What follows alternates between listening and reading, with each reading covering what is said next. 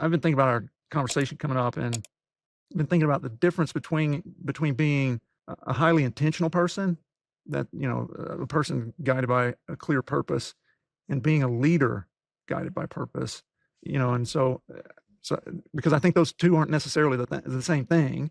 And so I was thinking about myself and how would I characterize myself. And so I think I'm somebody. If I look back across my life, I've always been someone with a deep sense of purpose that really has shaped how I navigate my life.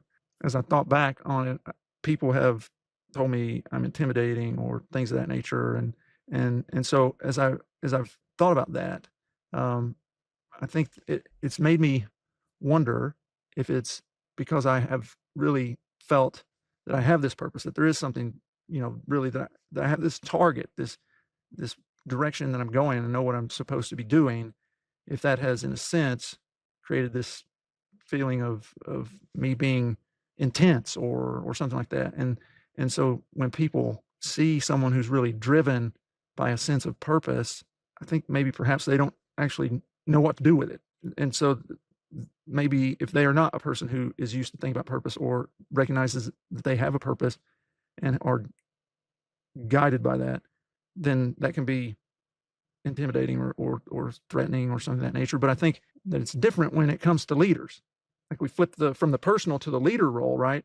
I think that people really are looking for leaders who have identified the purpose and who are pursuing the purpose. I think there's a sense of security in that, and it draws people into what we're trying to do as leaders. Anyway, that does that seem reasonable as somebody who obviously has spent a lot of time thinking about purpose and leaders and purpose and all that? Does that seem reasonable to you? Well, the way I would let me just maybe add some thoughts or some concepts around what you're describing. And I don't want to get too far ahead here, but if you really look at the on purpose concept, there are really within it, there are four principles that are at work. Think of it as on purpose is kind of a white light that you shine through a prism. And when you shine it through that prism, it breaks it into the spectrum. And on that spectrum are these primary colors. Let's just say, forget the gradients in between.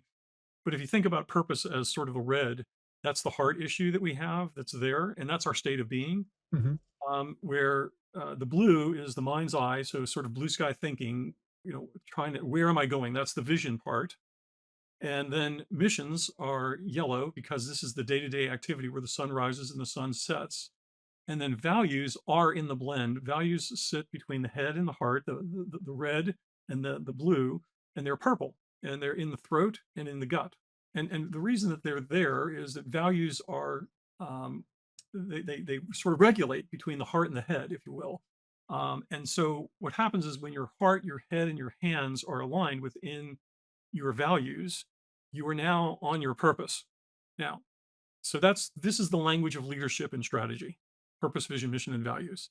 It is extraordinarily confused, as is purpose driven versus on purpose, if you will, from my Mhm. perspective. I mean, Mhm. I've invested the better part of at this point 35 years of my life living with this stuff every day, and the tragedy that I see out there is whether it's just the variety of material that's printed that is basically sending people, in my opinion, in the wrong direction. And so what I'm really looking at is if I can help people know their purpose, what's on their heart, their state of being, so that whether you're at rest or whether you're actively doing, you're good. That's the case. Okay.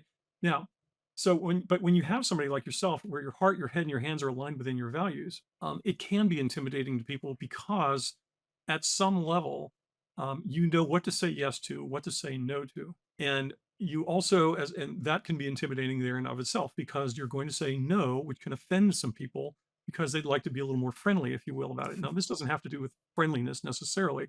That's almost a personality type, if you will, in terms of extrovert, introvert, and how you interact with people, which is a whole different thing, if you will. And so, what you're really looking at is, with leadership, they talk about leadership being lonely. It's because the leader understands why I'm here, where I'm going, how I want to get there, and what is important along the way that I'm not going to violate any values. And so, that combination where most people are muddled. And so, all of a sudden, when you have this muddled reality around us, then we're intimidated by somebody, or we can embrace somebody. For instance, if I'm facing an illness of some sort and I go to a physician like yourself, and they are trained, educated, and experienced in this, They know better than I what is going on. And so at that point, I'm not intimidated. I'm welcoming that. Mhm. But if you get with a colleague who's in the same field and you start to argue over things, then you might find that actually that might be an intimidating conversation for that other person. You see, so at some level, it depends on the level of knowledge, the circumstance under which one's in. The fact is that a good leader, like a good physician, should have a good bedside manner in many ways, although not always. I mean, do I really care if I'm having cardiac surgery, whether my surgeon has good bedside manner or whether he or she has really good hands and knowledge and experience? Sure. So in that sense, I'm going to see them maybe at the intake and the outtake, and other than that, I might not see the surgeon ever again.